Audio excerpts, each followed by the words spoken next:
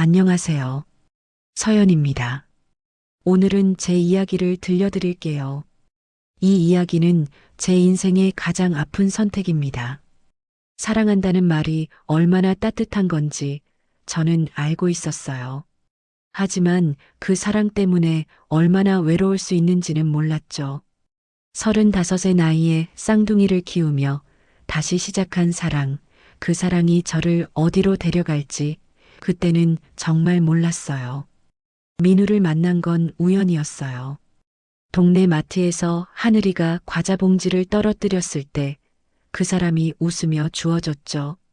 그날 이후 자주 마주쳤고 어느새 커피를 마시는 사이가 됐어요.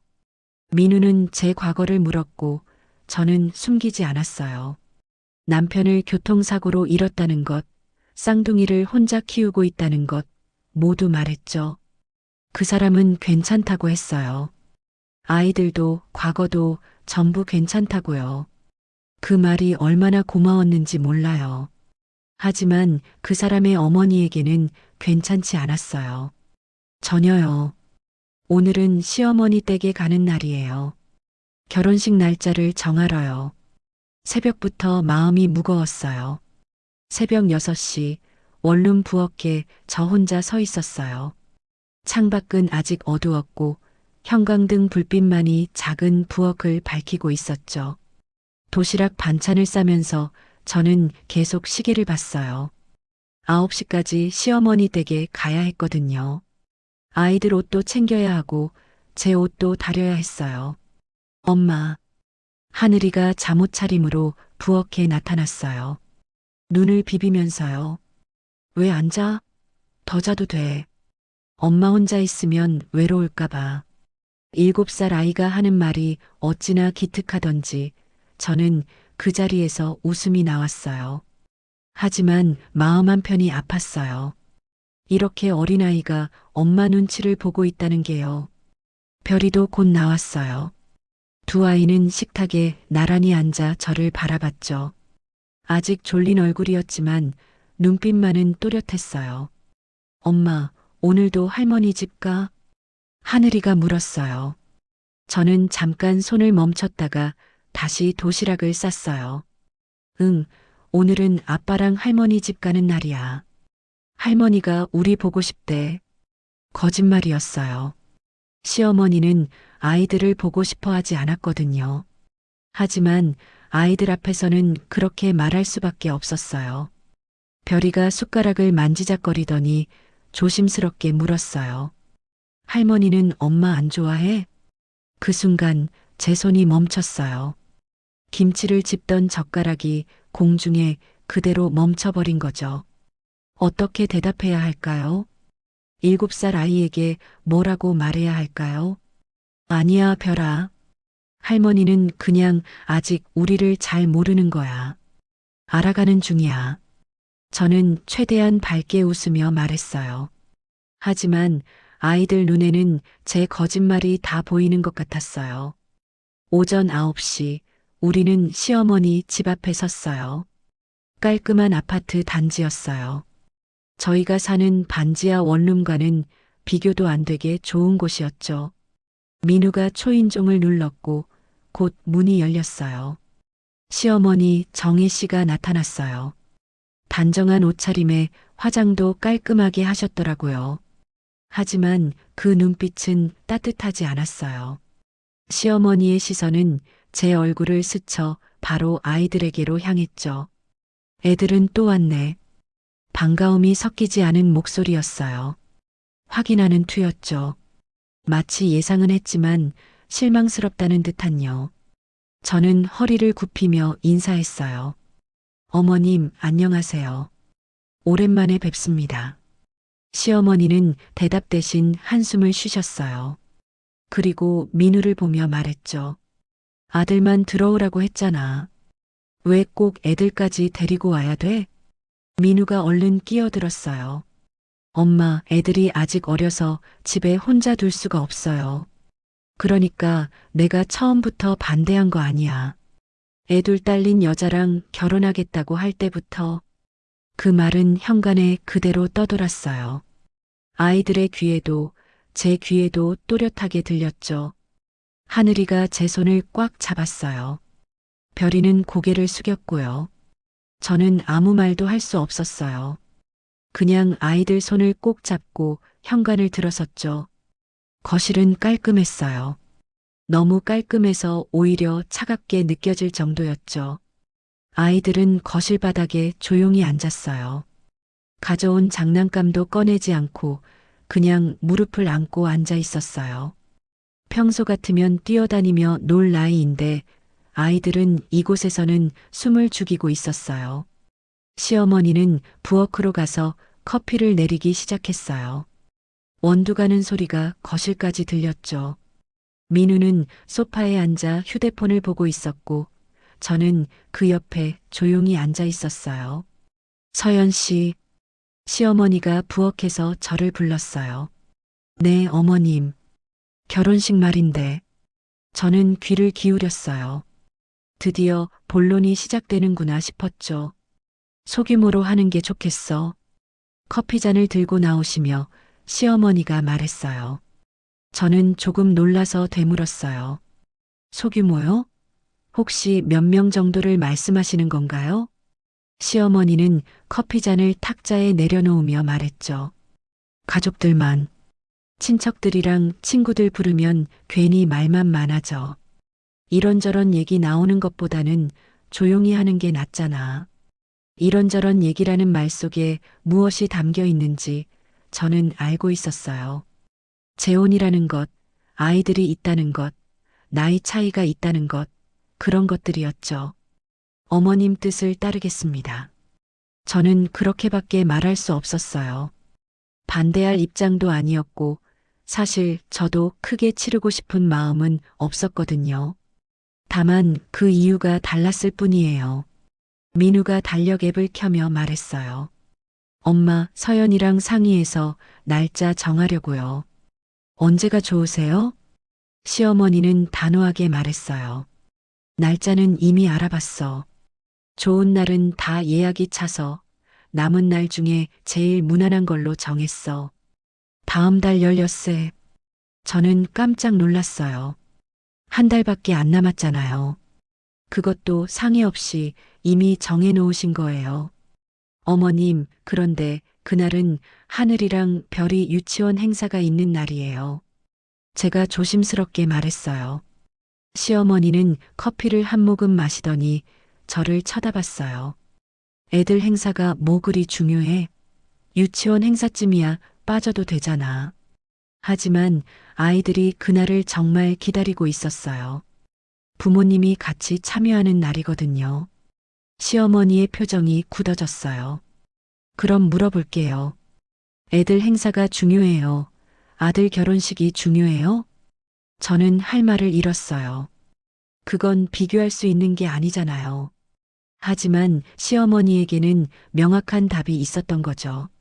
민우가 중간에서 말했어요. 엄마, 그래도 아이들한테도 중요한 날인데. 그러니까 처음부터 내가 뭐라고 했어. 애들 위주로 살 거면 결혼을 왜 해? 그 말에 거실 공기가 얼어붙었어요. 하늘이가 제 손을 더 세게 잡았어요. 그때였어요. 별이가 자리에서 일어나다가 발을 헛디뎠어요. 아이는 그대로 바닥에 넘어지며 무릎을 찧었죠. 작은 소리였지만 별이는 곧바로 울음을 터뜨렸어요. 아! 저는 얼른 달려가서 별이를 안아 올렸어요. 무릎을 확인하니 살짝 까진 자국이 있었어요. 피가 날 정도는 아니었지만 아이는 계속 울고 있었죠. 별아, 괜찮아. 엄마가 봐줄게. 아프지 않아. 응? 저는 아이를 달래면서 핸드백에서 밴드를 꺼냈어요. 항상 아이들 때문에 가방에 넣고 다니거든요. 그때 시어머니가 말했어요. 역시 애들은 집에 두고 오는 게 맞아. 결혼하면 더 바빠질 텐데 매번 이렇게 데리고 다닐 거야? 저는 대답하지 않았어요. 그냥 별이의 무릎에 밴드를 붙여주고 아이 등을 천천히 두드렸어요. 엄마가 호호 불어줄게. 금방 나을 거야. 별이의 울음소리가 점점 잦아들었어요. 하지만 제 가슴속 무언가는 점점 더 아파오고 있었죠. 민우는 아무 말도 하지 않았어요. 그냥 고개를 숙이고 휴대폰만 보고 있었어요. 그 모습이 저는 더 서러웠어요. 차 안은 조용했어요. 뒷좌석에서 하늘이랑 별이는 잠들어 있었어요. 민우는 운전대를 잡고 앞만 보고 있었고 저는 창밖을 바라보고 있었죠. 한참을 침묵 속에서 달리다가 민우가 먼저 입을 열었어요. 미안해, 서연아. 저는 창밖을 보던 시선을 그대로 둔 채 대답했어요. 뭐가요? 엄마가 좀 그래. 원래 말이 직선적이야. 나쁜 뜻은 아니고. 저는 한숨을 쉬었어요. 알아요. 이해하려고 해요. 하지만 진짜 하고 싶었던 말은 달랐어요. 이해는 하는데 이해만으로는 안 되는 게 있다는 것. 아이들이 상처받는 건 이해로 넘길 수 없다는 것. 그런 말들이었죠. 조금만 시간이 지나면 나아질 거야. 엄마도 적응하실 거고.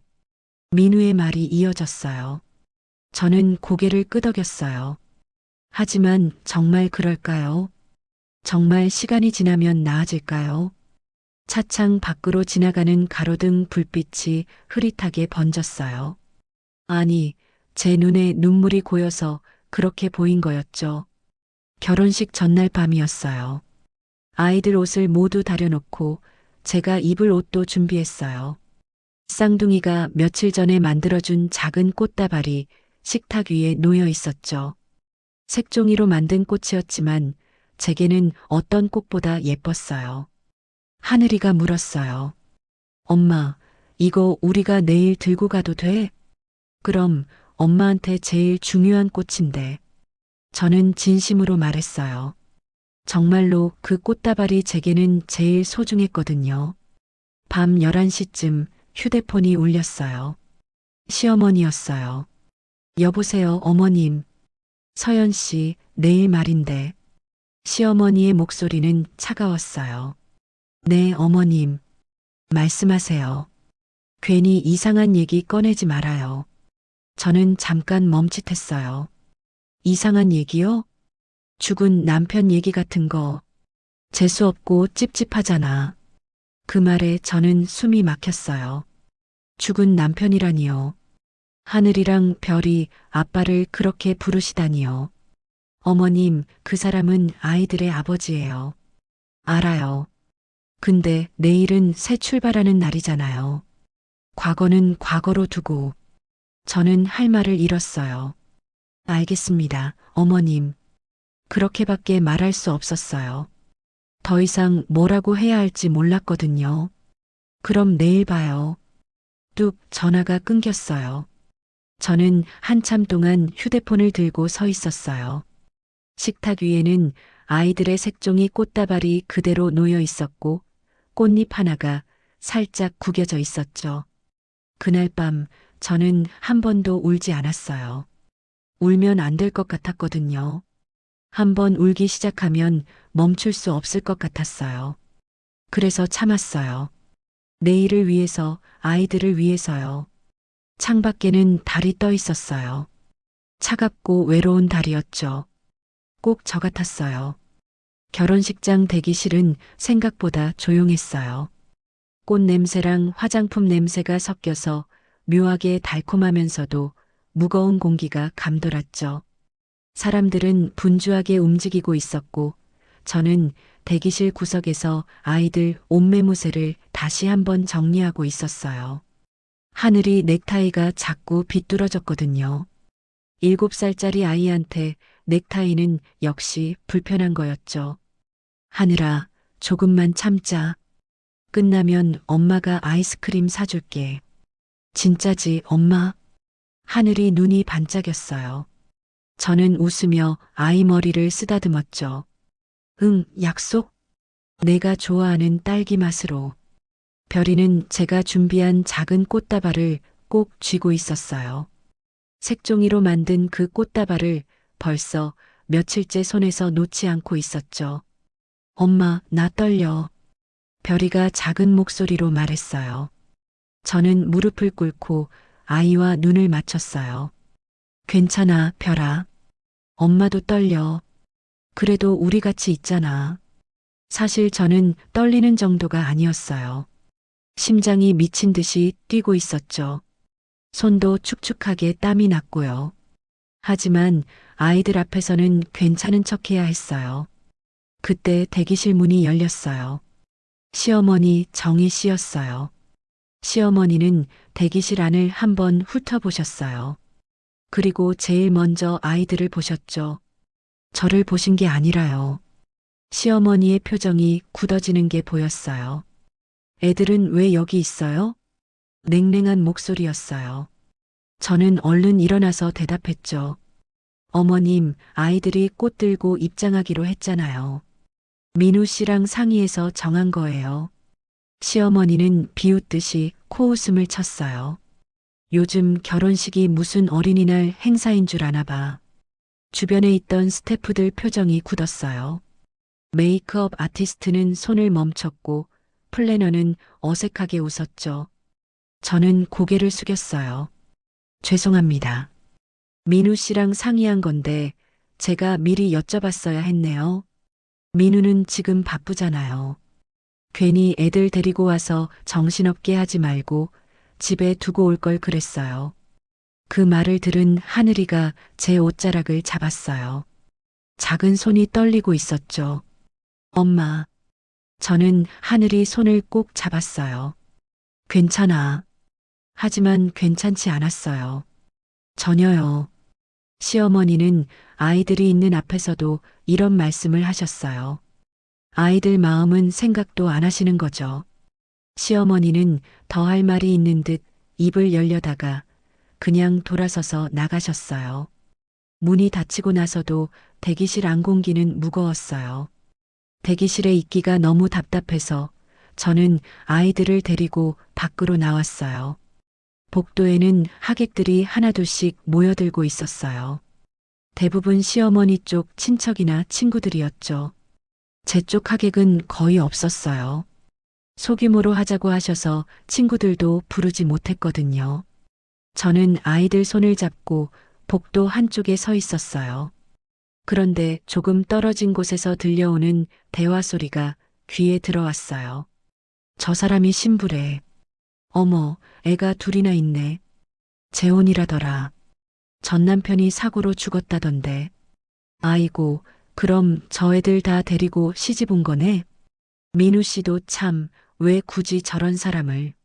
목소리들은 작았지만 제 귀에는 또렷하게 들렸어요. 아이들도 들었을까요? 저는 재빨리 아이들 귀를 살짝 막아주듯 손을 올렸어요. 별아, 하늘아. 엄마 말 잘 들어. 사람 많아도 손 절대 놓지 마. 응, 엄마. 아이들은 상황을 정확히 이해하지는 못했을 거예요. 하지만 공기가 이상하다는 건 느끼고 있었죠. 아이들 얼굴이 점점 굳어지는 게 보였어요. 저는 아이들을 꼭 안았어요. 내 품만큼은 안전하다고 느끼게 해주고 싶었거든요. 예식 시작 10분 전이었어요. 저는 아이들과 함께 식장 입구 근처에 서 있었어요. 그때 시어머니가 하객 몇 분과 함께 제 앞으로 오셨어요. 서연 씨, 네, 어머님. 시어머니는 일부러 목소리를 높이셨어요. 주변 사람들이 다 들으라는 듯이요. 혹시 하객들한테 죽은 남편 얘기 같은 건 안 했지? 순간 주변이 조용해졌어요. 지나가던 사람들도 멈춰섰고 시어머니와 함께 온 분들도 저를 쳐다봤어요. 저는 숨을 고르고 대답했어요. 그런 얘기 안 합니다, 어머님. 시어머니는 고개를 끄덕이시더니 말씀하셨죠. 그래야지. 결혼식 앞두고 그런 재수 없는 얘기 나오면 안 되잖아. 새 출발하는 날인데. 재수 없는 얘기라니요. 하늘이랑 별이 아빠를 그렇게 부르시다니요. 그 말을 들은 하객 몇 분이 저를 힐끔힐끔 쳐다봤어요. 동정 어린 눈빛도 있었고 호기심 가득한 눈빛도 있었죠. 별이가 제 치마를 잡아당기며 작은 목소리로 물었어요. 엄마 재수 없어? 그 순간 제 심장이 멎는 것 같았어요. 7살 아이 입에서 그런 말이 나오다니요. 저는 바로 별이를 안아 올렸어요. 아니야, 별아. 절대 아니야. 엄마는 재수 없는 사람 아니야. 하지만 제 목소리는 떨리고 있었어요. 그때 웨딩 플래너가 조심스럽게 다가왔어요. 얼굴에 미안함이 가득했죠. 저기 신부님, 말씀드릴 게 있는데요. 네, 말씀하세요. 플래너는 한숨을 쉬더니 말했어요. 아이들 입장이요, 취소됐습니다. 네, 취소요? 저는 깜짝 놀라서 되물었어요. 아이들이 꽃을 들고 입장하는 건 이미 다 정해진 거였거든요. 연습까지 했었어요. 혼주 쪽 요청이라서요. 저희도 어쩔 수가 없어서. 플래너는 정말 미안해 보였어요. 저는 시어머니 쪽을 봤어요. 시어머니는 하객들과 얘기하고 계셨는데 제 시선을 느꼈는지 이쪽을 보셨어요. 그리고 아무렇지도 않게 말씀하셨죠. 애들 없이 하는 게 낫겠어요. 결혼식은 어른들 행사니까. 하늘이가 울먹이기 시작했어요. 엄마, 우리 꽃 안 들고 가? 별이도 손에 쥔 꽃다발을 내려다보며 눈물을 글썽였어요. 우리 잘못했어? 저는 두 아이를 양쪽으로 끌어안았어요. 아니야, 괜찮아. 우리 그냥 엄마랑 같이 있으면 돼. 응? 그렇게 말했지만 사실 저는 괜찮지 않았어요. 화가 났어요. 아이들한테 이렇게까지 해야 하나 싶었죠. 하지만 참았어요. 여기서 소리라도 지르면 시어머니가 뭐라고 하실지 뻔했거든요. 결혼식이 시작됐어요. 저는 아이들과 함께 식장 맨 뒤쪽에 서 있었어요. 원래는 신부 입장을 해야 하는데 시어머니가 간소하게 하자고 하셔서 입장도 생략됐죠.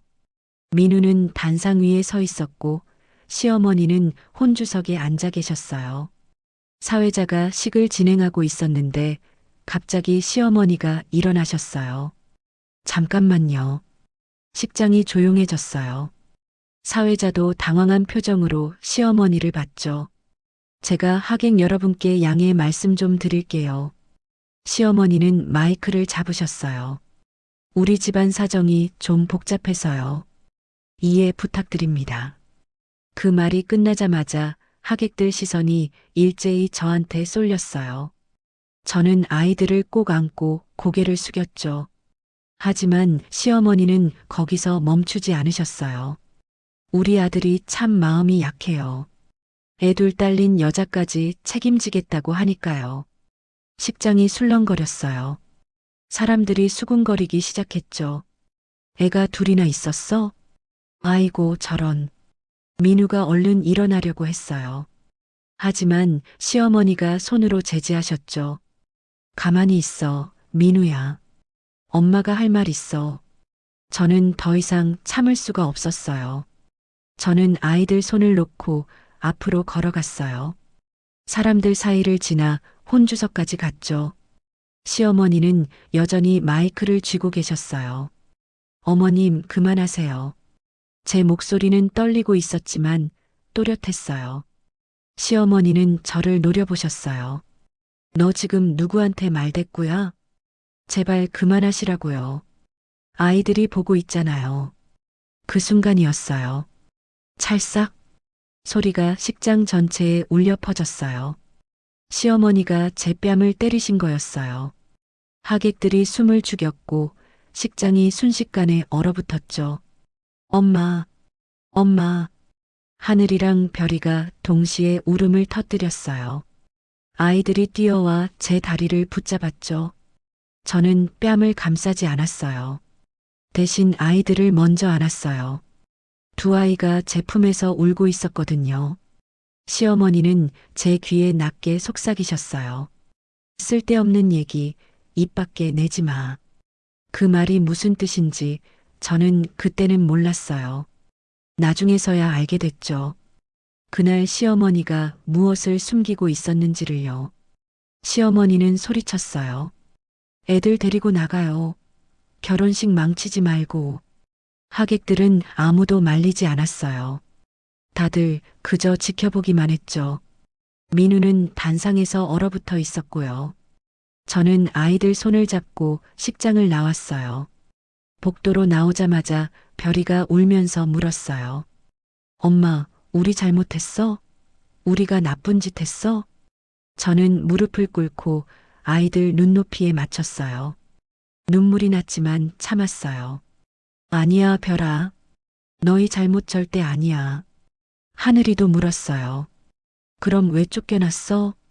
왜 할머니가 엄마 때렸어? 어떻게 설명해야 할까요?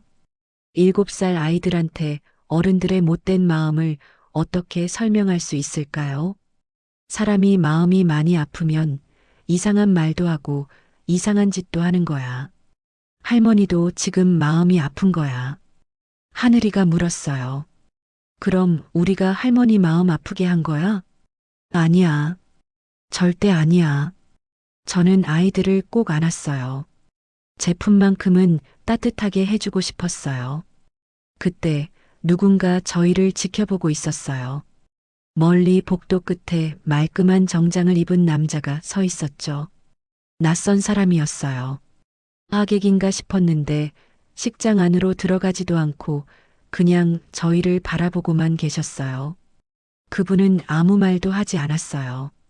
다만 저와 아이들이 식장을 떠나는 모습을 조용히 지켜보고 계셨죠. 왜인지 그 시선이 따뜻하게 느껴졌어요. 그날 결혼식장은 축하의 함성으로 가득했겠죠. 하지만 저희에게는 가장 추운 날이었어요. 저는 아이들을 데리고 식장을 완전히 빠져나왔어요. 밖은 햇빛이 따뜻했지만 제 마음은 얼어붙어 있었죠. 휴대폰이 울렸어요. 민우였어요. 하지만 저는 받지 않았어요. 지금은 받고 싶지 않았거든요. 택시를 잡아 타고 집으로 돌아가는 내내 아이들은 제 양쪽 팔에 안겨 있었어요. 울음은 그쳤지만 여전히 떨고 있었죠. 엄마, 우리 이제 어떻게 돼? 하늘이가 물었어요. 저는 대답할 수 없었어요. 저도 몰랐거든요.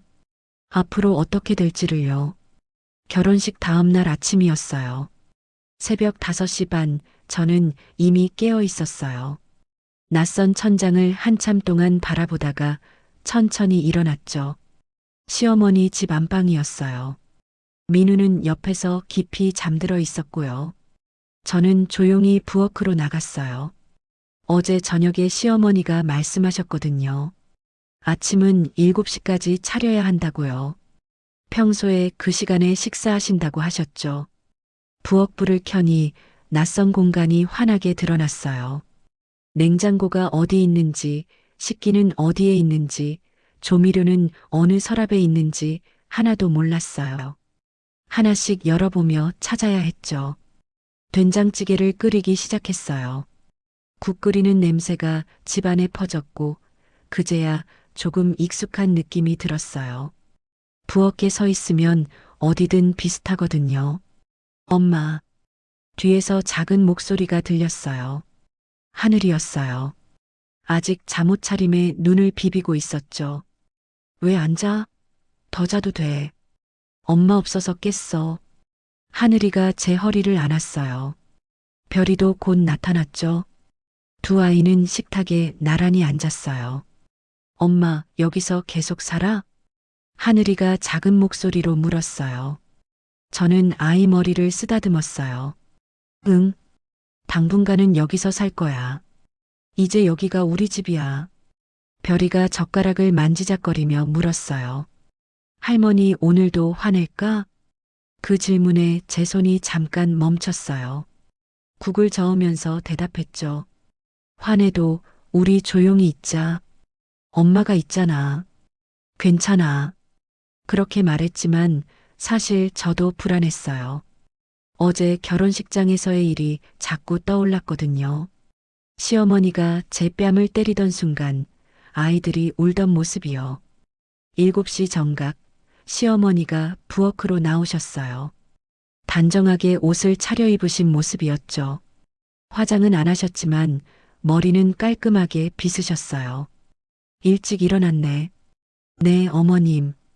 아침 준비했습니다. 저는 식탁에 국그릇을 올려놓으며 말했어요. 시어머니는 식탁을 쭉 보시더니 말씀하셨어요. 애들 반찬은 따로 놔요. 네. 같이 먹으면 안 될까요?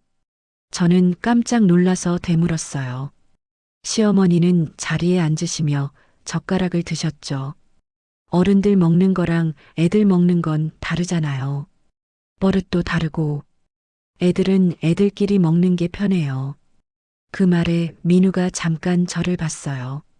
하지만 아무 말도 하지 않았죠. 그냥 국을 떠먹기 시작했어요. 저는 아이들 그릇을 따로 챙겨서 작은 상에 올려놓았어요. 거실 한쪽 구석이었죠. 하늘아, 별아, 여기서 먹자. 엄마는? 하늘이가 물었어요. 엄마는 저기서 먹어야 해. 별이가 작은 목소리로 물었어요. 왜 우리만 따로 먹어? 저는 최대한 밝게 웃으며 말했어요. 우리만의 특별한 식탁이 생긴 거야. 좋지? 둘이서만 먹으니까. 하지만 그 웃음은 입꼬리만 움직인 거였어요. 마음은 전혀 웃지 않고 있었거든요. 아이들은 조용히 밥을 먹었어요. 평소 같으면 투정도 부리고 장난도 쳤을 텐데 그날은 정말 조용했죠. 아침을 먹고 나서 시어머니가 거실에 앉으셨어요. 저를 부르셨죠. 서연 씨, 잠깐 앉아요. 네, 어머님. 저는 시어머니 맞은편에 앉았어요. 민우는 출근 준비를 하느라 방에 있었고요. 이 집에는 규칙이 있어요. 시어머니는 단호한 목소리로 말씀하셨어요. 저는 고개를 숙이고 들었죠. 첫째, 애들 소리 크게 내지 마요. 나는 시끄러운 거 못 견뎌요. 둘째, 친정 얘기 꺼내지 마요. 여긴 시댁이에요. 셋째, 시어머니는 잠깐 말을 멈추고 저를 똑바로 보셨어요. 죽은 남편 얘기는 더더욱 하지 마요. 그 순간 공기가 얼어붙는 것 같았어요. 괜히 찝찝해요. 집안에 그런 기운 들이는 거 정말 싫어요. 알겠어요? 저는 조용히 대답했어요. 알겠습니다, 어머님. 목소리가 떨렸지만 참았어요. 시어머니는 더 말씀하셨죠. 그리고 애들 교육 잘 시켜요. 여기서 뛰어다니거나 소리 지르면 안 돼요. 이 집은 놀이터가 아니에요. 네, 명심하겠습니다. 마지막으로 이웃들한테는 좋게 보여요. 밖에서는 웃고 집에서는 조용히. 알겠어요? 네, 어머님. 시어머니는 만족스러운 듯 고개를 끄덕이시고 자리에서 일어나셨어요. 저는 그 자리에 한참 동안 앉아 있었죠. 규칙이라고 하셨지만 그건 규칙이 아니었어요. 명령이었죠. 아니, 경고였어요. 점심 무렵이었어요. 아이들은 거실에서 조용히 색칠 공부를 하고 있었어요. 평소 같으면 시끄럽게 놀았을 텐데 그날은 정말 쥐 죽은 듯 조용했죠. 별이가 크레파스를 떨어뜨렸어요. 쿵, 작은 소리였어요. 정말 작은 소리였는데요. 시어머니가 거실로 나오셨어요. 애는 애답게 조용히 좀 해요. 집안이 무슨 난장판이에요? 별이는 바로 크레파스를 주워들고는 말없이 방으로 들어갔어요. 얼굴이 빨개져서요. 하늘이도 따라가려고 일어났어요. 그때 시어머니가 말씀하셨죠. 둘이 붙어 다니지 말고 따로따로 놀아요. 집이 유치원인 줄 알아요? 저는 부엌에서 그 모습을 보고 있었어요. 아이들 등을 바라보면서 아무 말도 하지 못했죠. 뭐라고 해야 할까요? 시어머니한테 아이들을 감싸면 더 심한 말씀을 하실 게 뻔했어요. 그렇다고 가만히 있으면 아이들은 엄마가 자기들을 지켜주지 않는다고 생각할 거예요. 저는 결국 아무것도 하지 못했어요. 그날 이후 아이들은 웃는 소리가 줄었어요. 아니, 거의 사라졌죠. 집에서는 숨을 죽이고 있었어요. 밤이 됐어요. 아이들을 재우고 나서 저는 안방에 들어갔어요. 민우는 침대에 누워 휴대폰을 보고 있었죠. 민우야. 응? 민우는 휴대폰에서 눈을 떼지 않고 대답했어요. 아이들 많이 위축된 것 같아.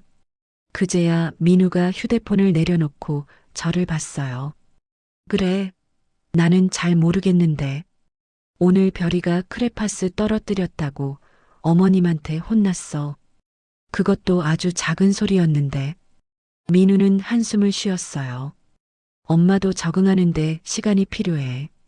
갑자기 애들이 들어오니까 불편하실 거야. 저는 고개를 끄덕였어요. 하지만 눈빛은 달랐죠.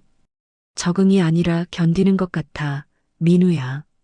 아이들이. 무슨 소리야?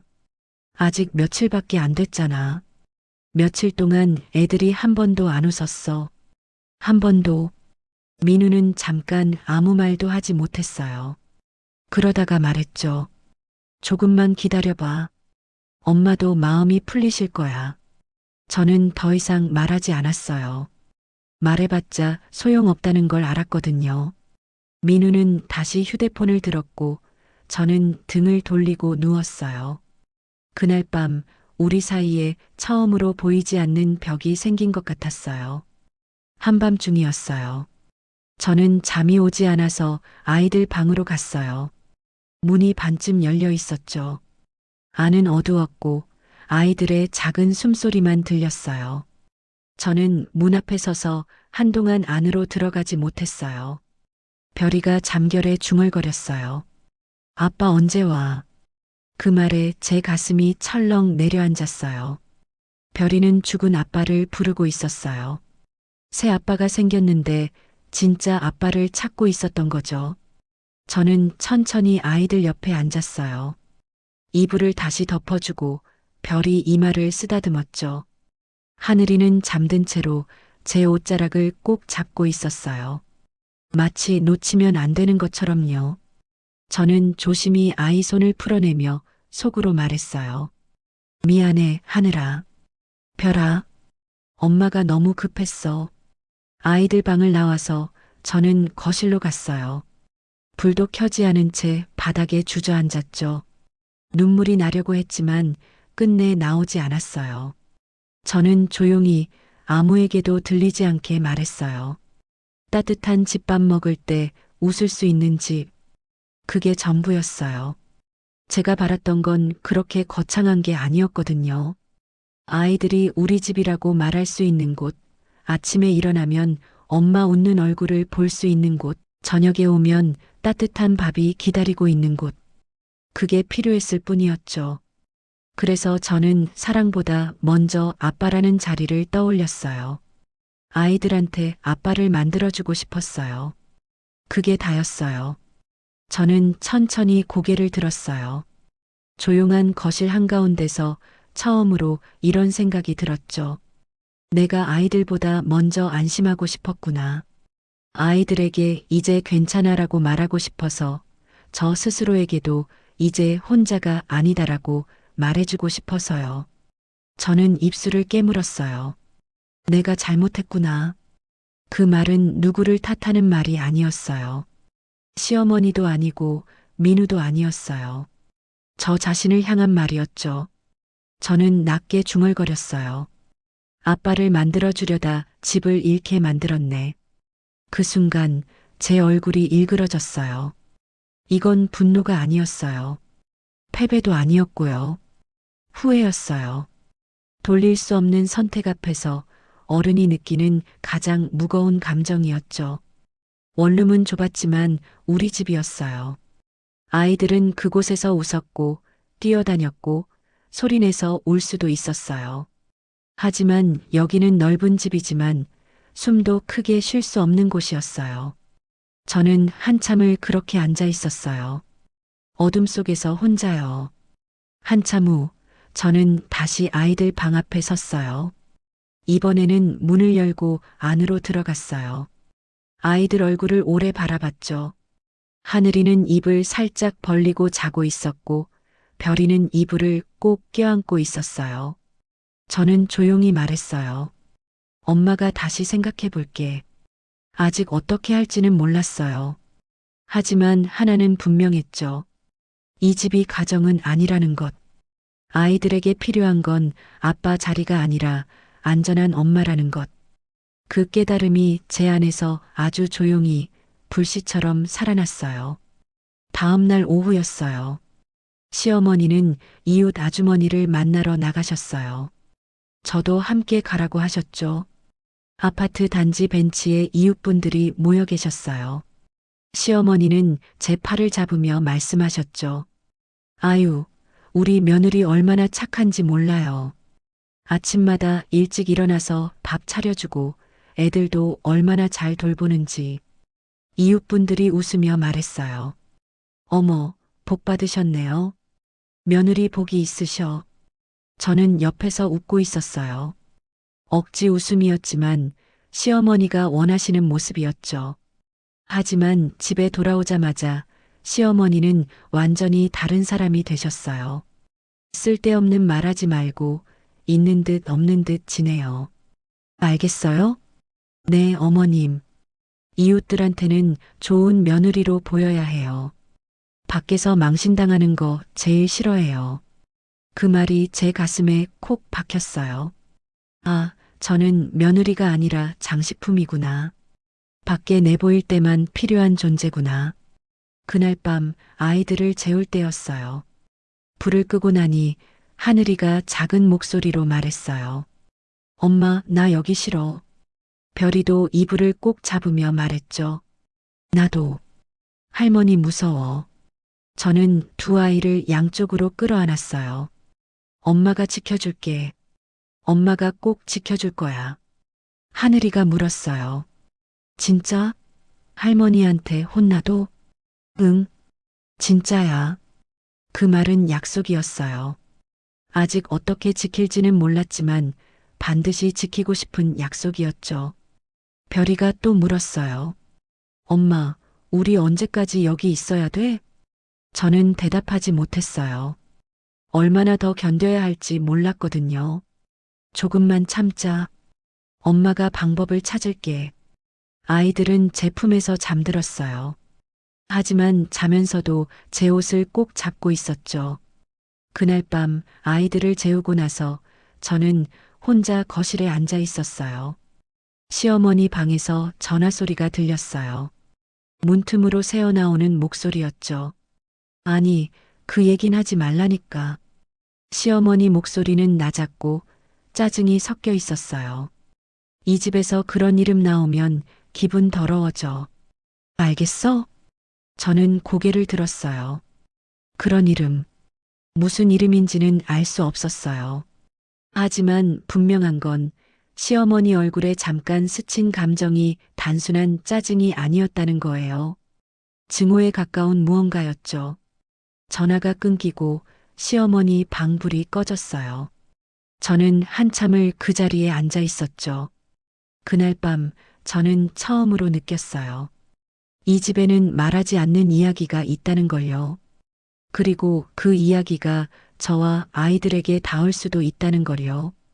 밤은 깊어갔고 집은 조용했어요.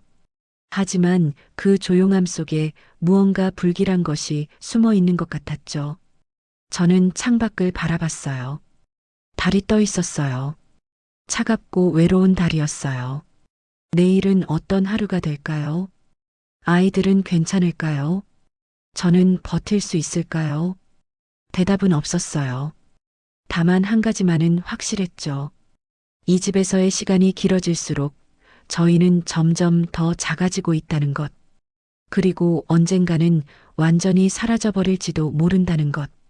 신일, 조용해진 며느리. 결혼하고 일주일이 지났어요.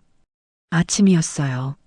저는 부엌에서 아이들 아침을 챙기고 있었죠. 시어머니는 거실 소파에 앉아 아침 뉴스를 보고 계셨고요. 하늘아, 밥 식기 전에 먹어. 별이도 천천히 먹어. 목매이면 안 돼. 아이들에게는 늘 그랬듯 반말이었어요. 목소리는 낮고 차분했죠. 예전처럼 밝지는 않았지만 부드러웠어요. 시어머니가 저를 보고 계신 게 느껴졌어요. 하지만 저는 시선을 돌리지 않았죠. 그냥 아이들 밥그릇만 바라보고 있었어요. 요즘은 말이 없네. 시어머니가 말씀하셨어요. 네. 저는 짧게 대답했어요. 변명도 설명도 하지 않았죠. 예전 같으면 죄송하다고 했을 거예요. 제가 조용한 게 불편하시면 안 되니까요. 하지만 이제는 그러지 않았어요. 그게 오히려 시어머니를 더 불편하게 만드는 것 같았어요. 사람은 보통 상대가 조용해지면 안심하기보다 불안해하거든요. 특히 그 조용함이 갑자기 찾아왔을 때는요. 시어머니는 뉴스를 보고 계셨지만 계속 저를 힐끔힐끔 보셨어요. 뭔가 말을 하고 싶으신 것 같았지만 하지 않으셨죠. 저도 말하지 않았어요. 할 말이 없었거든요.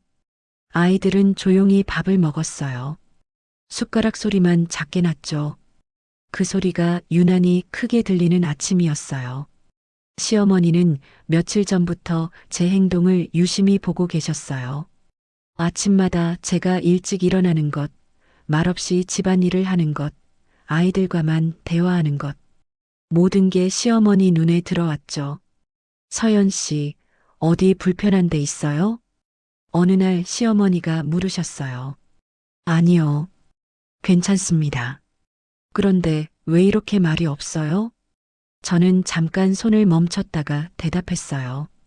말씀드릴 게 없어서요. 짧고 정확한 대답이었어요. 거짓말도 아니었고 무례하지도 않았죠. 하지만 예전에 저라면 절대 하지 않았을 대답이었어요. 시어머니 표정이 굳었어요. 뭔가 잘못됐다는 걸 느끼신 것 같았죠. 하지만 정확히 뭐가 잘못됐는지는 모르시는 것 같았어요. 그래요. 시어머니는 그렇게만 말씀하시고 자리를 뜨셨어요. 저는 설거지를 계속했어요. 물소리가 조용한 집 안을 채웠죠. 예전에 저는 시어머니 기분을 맞추려고 애썼을 거예요. 조금이라도 불편해 보이시면 제가 먼저 다가가서 말을 걸었을 거고요. 하지만 이제는 아니었어요. 지칠 대로 지쳐버린 거죠. 아이들 방은 더 조용했어요. 장난감은 그대로 있었지만 아이들 웃음소리가 사라졌거든요. 예전에는 집 안가득 울려 퍼지던 그 소리가 이제는 들리지 않았어요. 별이는 바닥에 앉아 그림을 그리고 있었어요. 하늘이는 말없이 블록을 쌓고 있었죠. 두 아이 모두 소리를 내지 않으려고 조심하는 게 보였어요. 시어머니가 아이들 방에 들어오셨어요. 하늘아, 할머니한테 인사해야지. 하늘이는 잠깐 고개를 들었다가 다시 숙였어요. 안녕하세요. 딱 그 한마디였어요. 목소리도 너무 작았죠. 시어머니 얼굴이 굳었어요. 애가 왜 이래요? 예전에는 그래도 좀 밝았는데. 저는 아이들 곁에 앉았어요. 별이 등을 살짝 쓰다듬었죠. 아직 적응 중이에요. 적응이 아니라 버릇 없어진 것 같은데요. 저는 대답하지 않았어요. 그냥 아이들을 안았죠. 시어머니는 한숨을 쉬며 방을 나가셨어요. 문이 닫히고 나서 별이가 작은 목소리로 물었어요. 엄마, 우리 잘못했어? 아니야. 너희 잘못 아니야. 하늘이도 물었어요. 그럼 왜 할머니는 우리한테 화내? 저는 뭐라고 대답해야 할지 몰랐어요. 아이들이 이해할 수 있게 설명할 방법이 없었거든요. 할머니는 조용한 걸 좋아하셔. 그러니까 우리 좀 더 조용히 있자. 응? 아이들은 고개를 끄덕였어요. 하지만 눈빛은 슬펐죠. 그 침묵이 시어머니 마음을 긁기 시작했어요. 저도 알 수 있었어요. 시어머니가 점점 더 예민해지고 계신다는 걸요. 오후 2시쯤이었어요. 현관 초인종이 울렸어요. 저는 부엌에서 설거지를 하고 있었고 시어머니가 문을 여셨죠.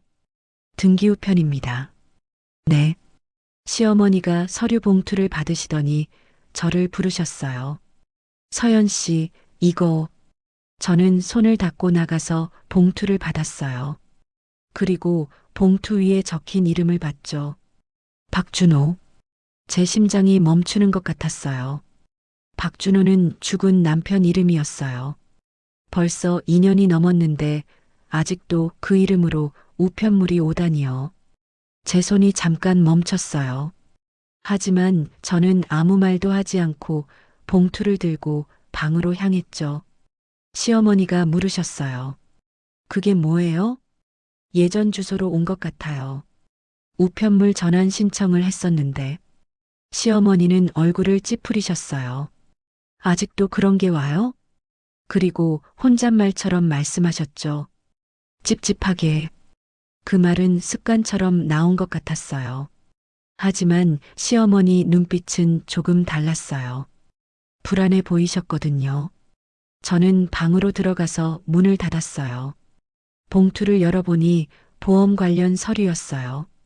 남편이 살아있을 때 가입했던 보험이었죠. 그런데 서류 사이에 작은 케이스가 하나 있었어요. 메모리 카드 케이스 같았어요. 저는 케이스를 꺼내서 한참 바라봤어요. 열어볼까 말까 고민하다가 일단 서랍에 넣어뒀죠. 지금은 아니었어요. 지금 열면 뭔가 감당하기 어려운 일이 벌어질 것 같았거든요. 그날 저녁이었어요. 시어머니 휴대폰이 울렸어요. 저는 부엌에서 저녁 준비를 하고 있었고 시어머니는 거실에 계셨죠. 시어머니가 휴대폰을 보시더니 잠깐 멈칫하셨어요. 저장되지 않은 번호였나 봐요. 시어머니는 한참을 망설이시다가 전화를 받으셨어요. 여보세요. 잠시 침묵이 흘렀어요. 상대방이 뭔가 말하고 있는 것 같았죠. 그건 이미 끝난 일입니다. 시어머니 목소리가 낮아졌어요. 평소와는 전혀 다른 톤이었죠. 지금 와서 그걸 왜 다시 꺼내는 거예요? 시어머니는 거실을 왔다 갔다 하시며 전화를 하셨어요. 목소리는 점점 더 떨리고 있었죠. 그만하세요. 제발. 그리고 전화를 끊으셨어요. 시어머니는 한동안 소파에 서서 움직이지 못하셨어요. 손이 조금 떨리고 계셨죠. 저는 부엌에서 그 모습을 조용히 보고 있었어요. 시어머니는 제가 보고 있다는 걸 모르셨을 거예요. 시어머니 표정이 이상했어요. 화난 것도 아니고 슬픈 것도 아니었어요. 두려워하시는 것 같았어요. 무엇이 시어머니를 그렇게 두렵게 만들까요? 새벽 2시였어요. 저는 아이들 방에서 자다가 목이 말라서 일어났어요. 조용히 부엌으로 갔죠. 그런데 부엌에 불이 켜져 있었어요. 누군가 먼저 와 있었던 거예요. 시어머니였어요. 시어머니는 싱크대 앞에 서서 물을 따르고 계셨어요. 그런데 손이 떨려서 컵을 제대로 잡지 못하시는 것 같았죠. 그 순간이었어요. 쨍그랑. 컵이 바닥에 떨어졌어요. 깨지지는 않았지만 물이 사방으로 튀었죠. 시어머니는 깜짝 놀라서 뒤로 물러나며 숨을 몰아쉬셨어요. 마치 무언가에 놀란 것처럼요. 다 끝난 일이야. 시어머니가 혼잣말을 하셨어요. 이제 와서 무슨 말을 끝내지 못하셨어요. 시어머니는 주저앉듯이 의자에 앉으셨죠. 저는 문 뒤에 숨어서 지켜보고 있었어요. 들어가야 할지 말아야 할지 고민했거든요. 그때 시어머니 휴대폰이 진동했어요. 시어머니는 휴대폰을 보시더니 얼굴이 하얗게 질리셨어요. 모르는 번호였어요. 시어머니는 휴대폰 화면을 한참 바라보셨어요. 손이 떨리고 계셨죠. 저는 문틈 사이로 그 모습을 보고 있었어요. 시어머니가 재생 버튼을 누르셨어요. 스피커로 들으신 건지 아주 작게 소리가 새어나왔어요. 남자 목소리였어요. 낮고 차분한 목소리였죠.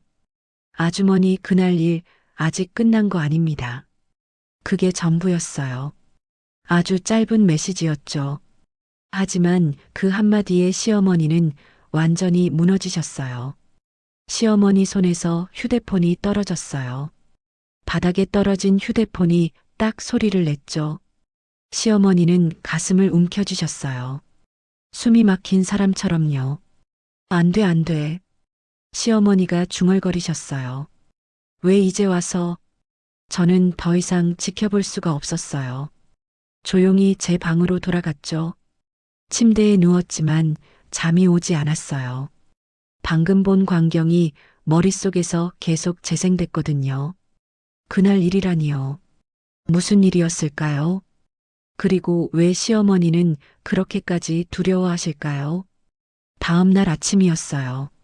시어머니는 밤새 잠을 못 주무신 것 같았어요. 얼굴이 창백하고 눈 밑에 다크서클이 짙게 내려앉아 계셨죠.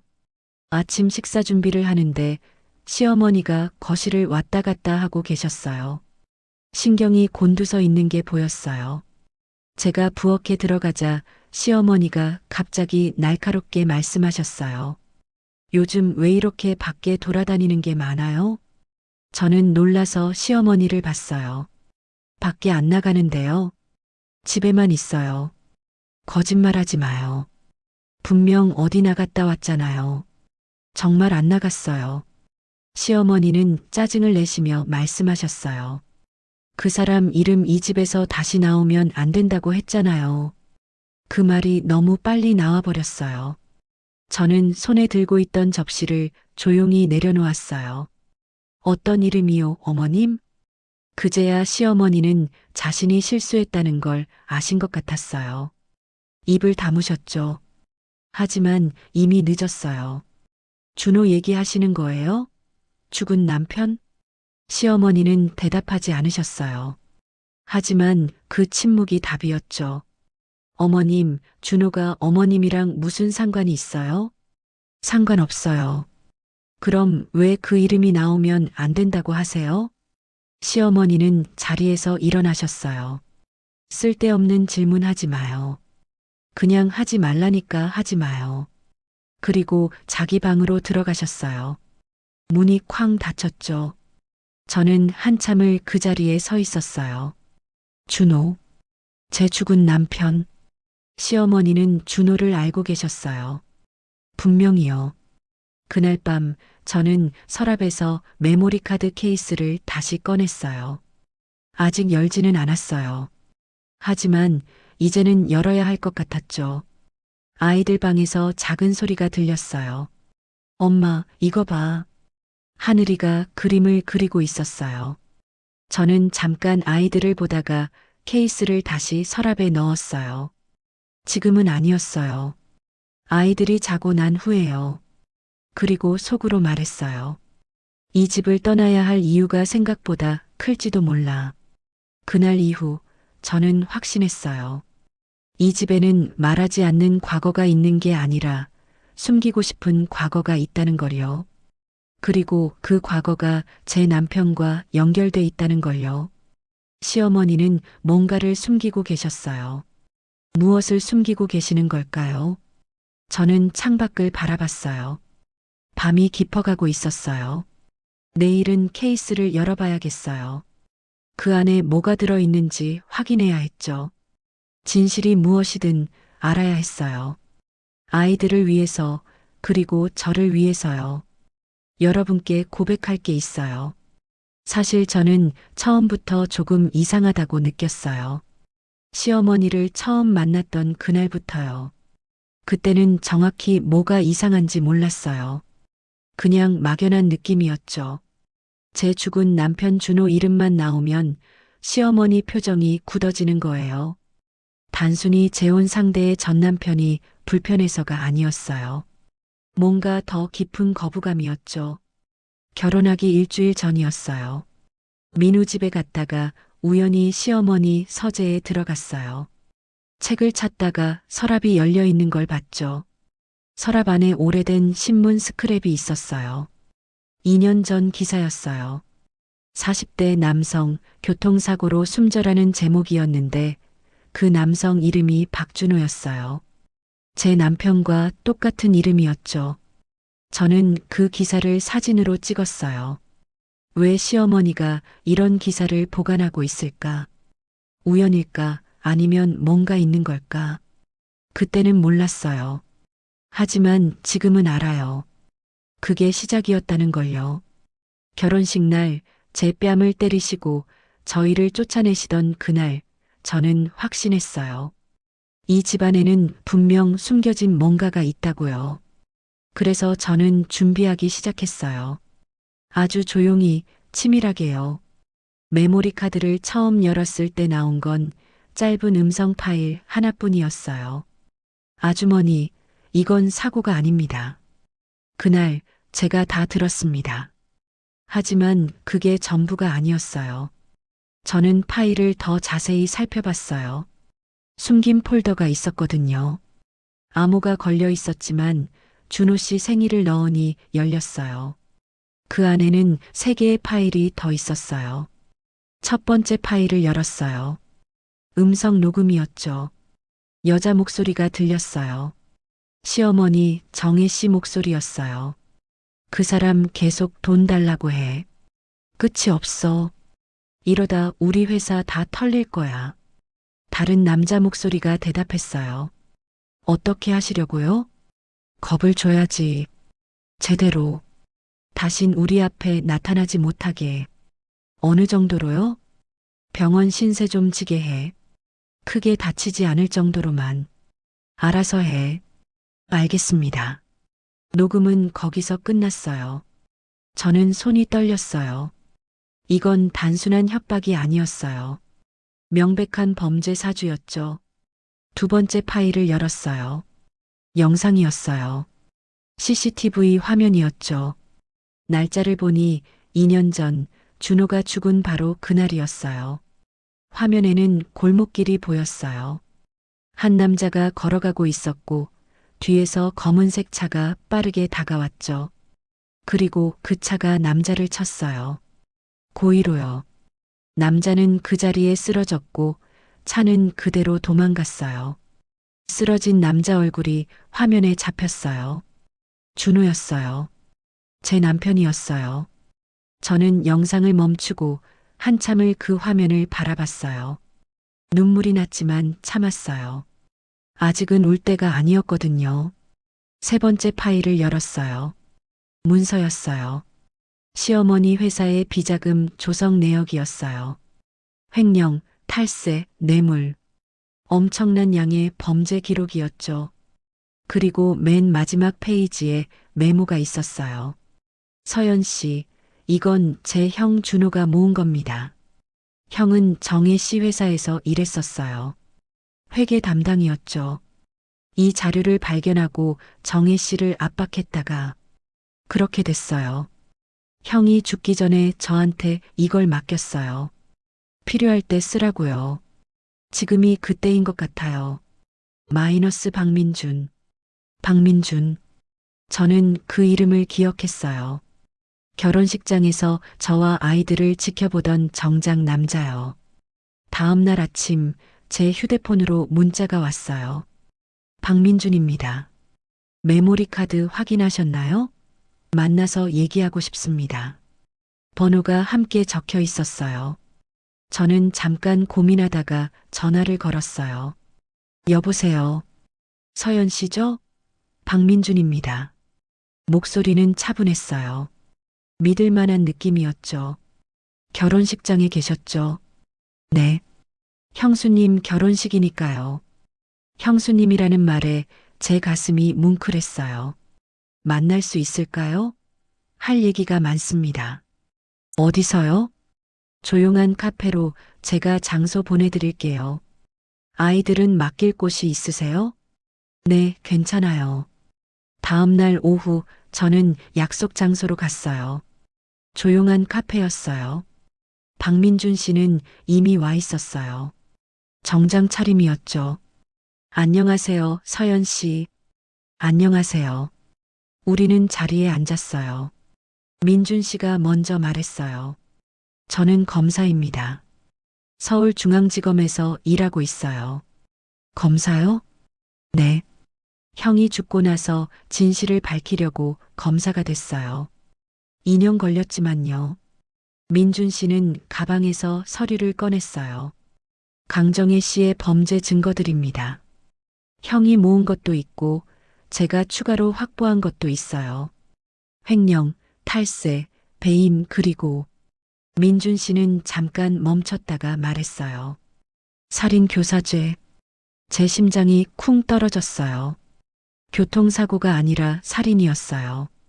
강정혜 씨가 사주한 거예요. 형을 죽이려고 한 건 아니었어요.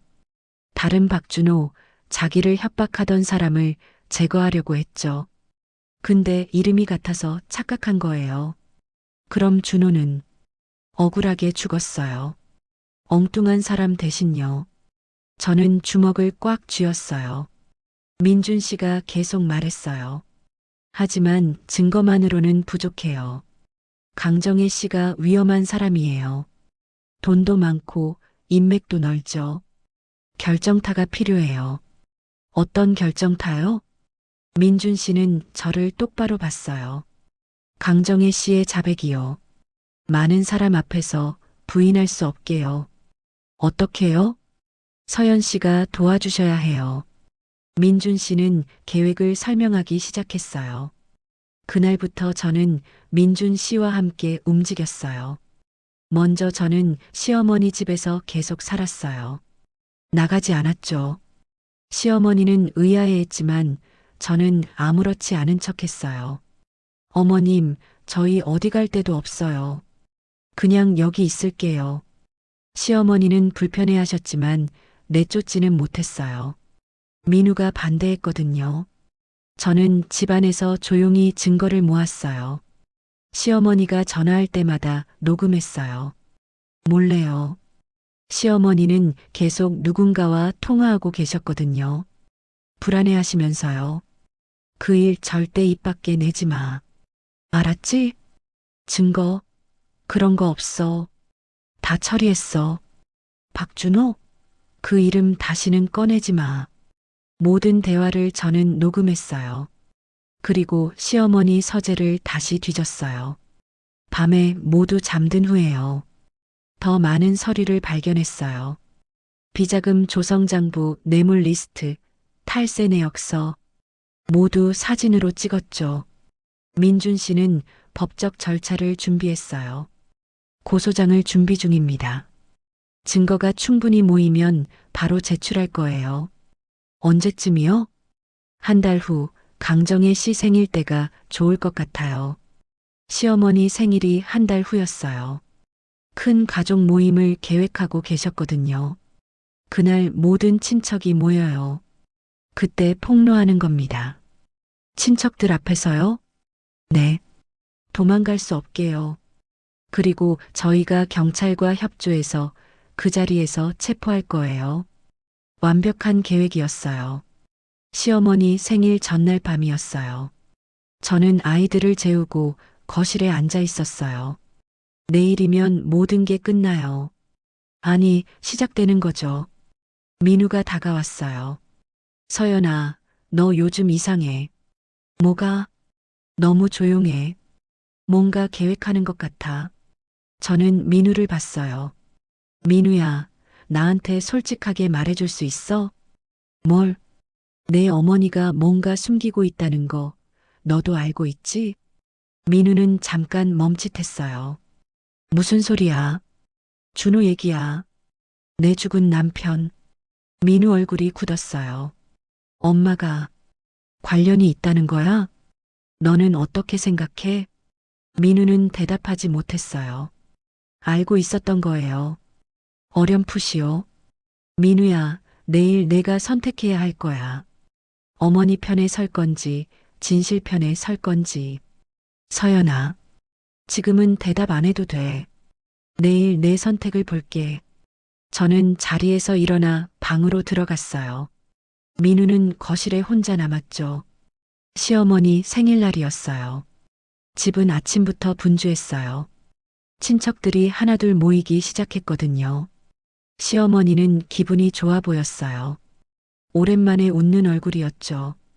오늘은 좋은 날이에요. 다들 즐겁게 보내요. 친척이 20명쯤 모였어요. 시어머니, 남동생 가족, 시아주버니 가족, 먼 친척들까지요. 저는 부엌에서 음식을 나르며 조용히 시간을 확인했어요. 오후 3시, 민준 씨한테서 문자가 왔어요. 준비됐습니다. 경찰도 대기 중입니다. 신호 주시면 들어갑니다. 저는 숨을 깊이 들이쉬었어요. 이제 시작이에요. 식사가 끝나고 케이크를 자를 시간이었어요. 시어머니는 촛불을 끄고 박수를 받고 계셨죠. 저는 조용히 TV를 켰어요. 서연 씨, 왜 TV를 켜요? 시어머니가 물으셨어요. 어머님께 선물이 있어서요. 저는 USB를 꽂았어요. 화면에 영상이 재생됐어요. CCTV 영상이었어요. 2년 전 교통사고 장면이었죠. 검은 차가 남자를 치는 장면. 친척들이 웅성거리기 시작했어요. 이게 뭐야? 교통사고 영상인가? 시어머니 얼굴이 하얗게 질렸어요. TV 꺼. 하지만 저는 꺼지 않았어요. 대신 음성 파일을 재생했죠.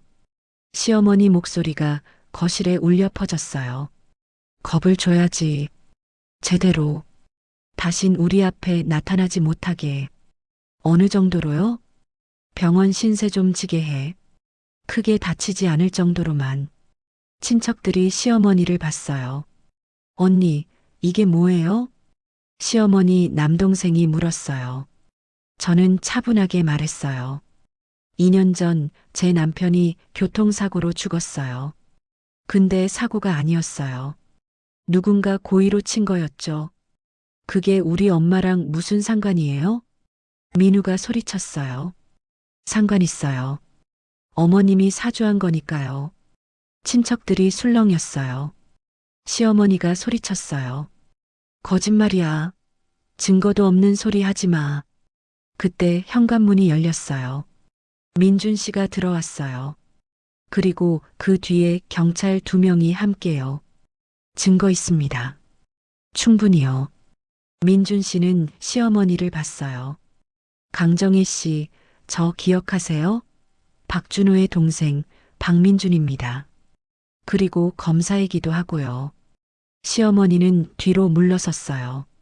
민준 씨는 가방에서 서류 뭉치를 꺼냈어요. 강정희 씨, 당신은 지난 10년간 회사 비자금 50억을 횡령했습니다. 탈세 규모는 30억, 뇌물은 20억입니다. 친척들이 숨을 죽였어요.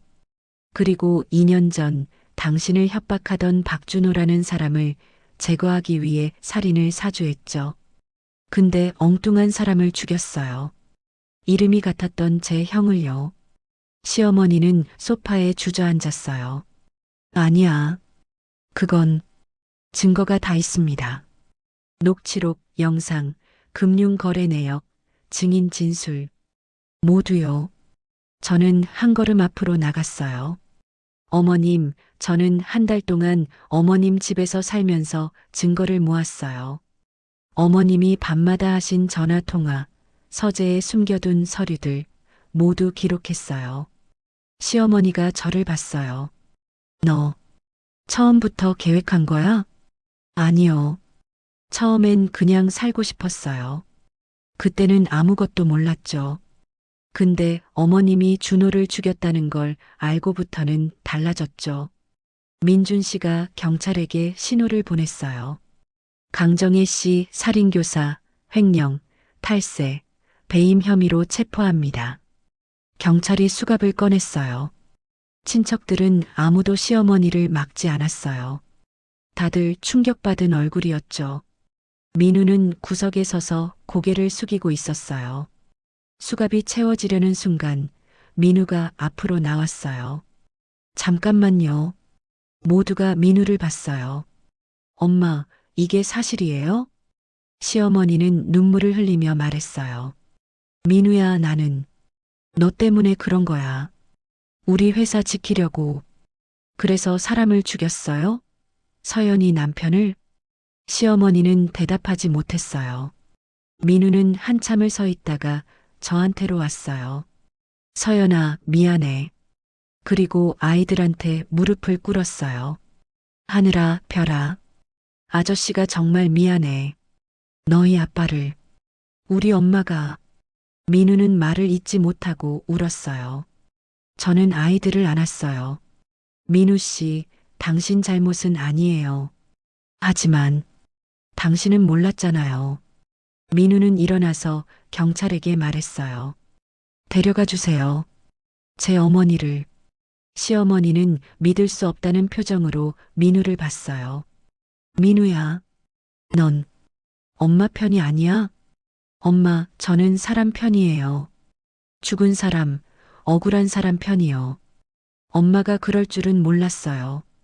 경찰이 시어머니를 데려갔어요. 시어머니는 끌려가면서 계속 뒤를 돌아봤어요. 하지만 아무도 따라가지 않았죠. 재판이 열렸습니다. 저는 증인석에 섰어요. 판사 앞에서 증언했죠. 강정희 씨는 제 남편을 죽인 사람입니다. 직접은 아니지만 사주했어요. 그리고 한 번도 후회하지 않았어요. 변호사가 물었어요. 어떻게 아시죠?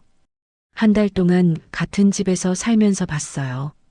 강정희 씨는 자기 행동을 정당화했어요. 회사를 지키기 위해, 아들을 위해 어쩔 수 없었다고요. 판사가 물었어요. 피해자로서 어떤 처벌을 원하십니까? 저는 똑바로 대답했어요. 법이 정한 최대한의 처벌을 원합니다. 그리고 다신 이런 일이 없도록 강정희 씨가 사회와 격리되길 바랍니다. 시어머니는 피고석에서 저를 노려봤어요. 하지만 저는 눈을 돌리지 않았죠. 판결이 내려졌어요. 피고인 정희에게 징역 15년을 선고한다. 횡령, 탈세, 살인교사 혐의 모두 유죄로 인정한다. 방청석에서 한숨소리가 들렸어요. 시어머니는 그 자리에 주저앉았어요. 저는 법정을 나왔어요. 법정을 나오는데 민준 씨가 말했어요. 형수님, 사실 하나 더 말씀드릴 게 있어요. 뭔데요? 결혼식 날 제가 식장에 있었잖아요. 저는 고개를 끄덕였어요. 기억났거든요. 복도에서 저희를 지켜보던 정장 남자. 그날 강정희 씨가 형수님 뺨 때리는 거 봤어요. 아이들이 우는 것도요. 민준 씨 얼굴이 굳었어요. 그 순간 결정했어요. 이 집안과는 절대 거래하지 않겠다고. 거래요? 저희 박준호 그룹이 강정희 회사와 800억짜리 납품 계약을 진행 중이었어요. 그날 최종 사인만 남겨둔 상태였죠. 제 심장이 쿵 떨어졌어요. 그런데 식장에서 나와서 바로 계약서를 찢었어요. 800억이요. 민준 씨가 계속 말했어요. 강정희 측 변호사가 전화했어요. 회장님, 계약서 사인하러 오시는 거죠? 하고요. 저는 말했죠. 계약 취소합니다. 사람을 저렇게 대하는 집안과는 거래 안 합니다라고요. 민준 씨는 잠깐 멈췄다가 말했어요. 다음 날 강정희 회사 주가가 폭락했어요. 800억 계약 파기 소식이 퍼졌거든요. 은행들이 대출 회수 시작했고 거래처들이 하나둘 떨어져 나갔죠. 그게 다 결혼식 날 때문에? 네. 강정희가 며느리 뺨 때린 그날 800억이 날아갔어요. 민준 씨가 휴대폰을 꺼내 기사를 보여줬어요. 강정희 회장 회사 유동성 위기. 박준호 그룹 계약 파기 후 연쇄 타격. 회사 매각 수순. 개인 재산으로 부채 상환 불가피. 저는 기사를 읽으며 복잡한 감정이 들었어요. 결국 강정희 씨는 회사도 잃고 자유도 잃고 모든 걸 잃은 거네요. 자업자득이에요. 사람을 함부로 대한 대가죠. 민준 씨는 제 어깨를 가볍게 두드렸어요. 형수님이 뺨 맞은 그날 강정희는 800억을 잃었어요. 그리고 그게 시작이었죠. 회사 파산, 범죄 폭로, 수감까지 모든 게 그날 시작됐어요. 저는 고개를 끄덕였어요. 결혼식장에서 저를 쫓아낼 때 시어머니는 몰랐을 거예요.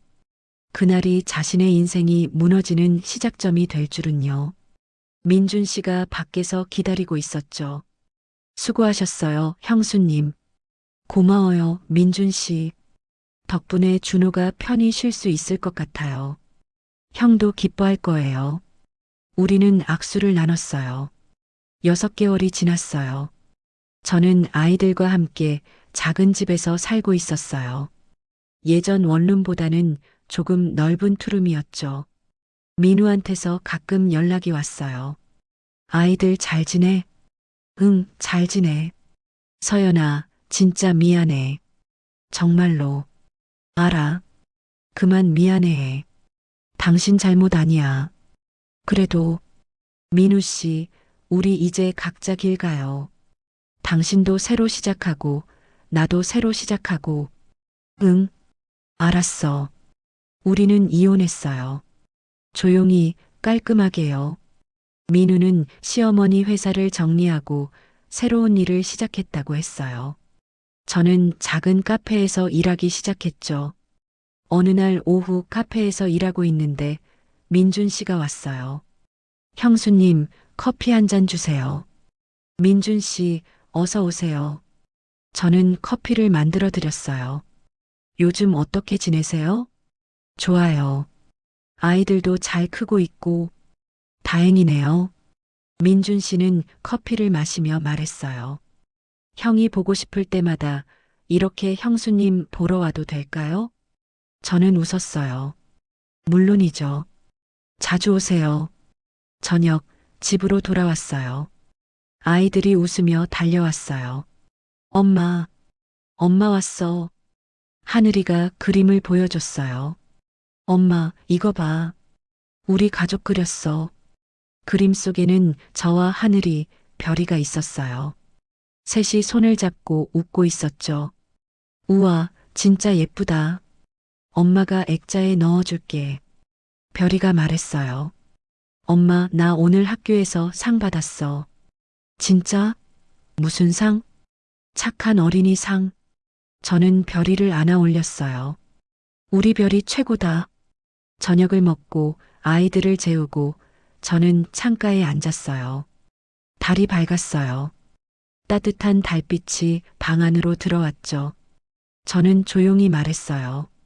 준호야, 이제 괜찮아. 우리 이제 정말 괜찮아. 내 억울함도 풀렸고, 우리도 다시 웃을 수 있게 됐어. 창밖으로 바람이 불었어요. 마치 대답하는 것 같았죠. 저는 일기장을 꺼내서 썼어요. 오늘은 좋은 날이었다. 아이들이 웃었고, 나도 웃었다. 이제 우리는 두렵지 않다. 우리에게 필요한 건 큰 집도, 많은 돈도, 새로운 아빠도 아니었다. 그냥 안전하게 웃을 수 있는 하루하루였다. 그걸 이제 알았다. 일기장을 덮고 저는 침대에 누웠어요. 오늘도 하늘이랑 별이가 제 양쪽에 붙어 자고 있었어요.